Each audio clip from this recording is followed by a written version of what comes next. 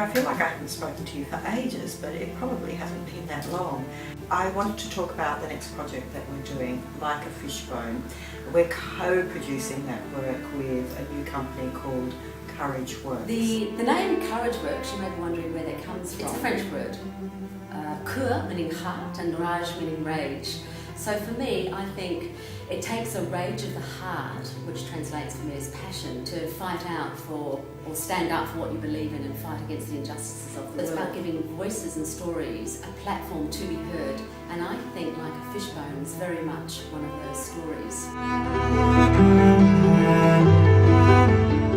So this is one of the few times that JUTE will produce a work that's already been produced. I saw this production in Sydney. It was a really stunning piece of work. I was just leaning forward all the time. What's going to happen now? What's going to happen now? Oh, you can't say that. So there's this wonderful sense of urgency about the work, which I think you're going to love. Essentially what you have is you have two women, and it's a contest of wills. So you have a mother and an architect, and they both have polar world views.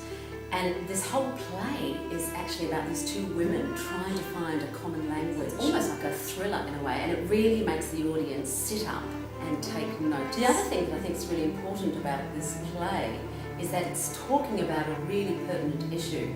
When you have a single act of fury or a tragedy that has impacted on a community, I'm really interested in how does a community come together and heal after an event? Those could be the Boston Marathon bombings, could be September 11, Port Arthur massacre, Cyclone Yasi, Queensland floods, Victorian fires. All of these events have had a huge impact on that community.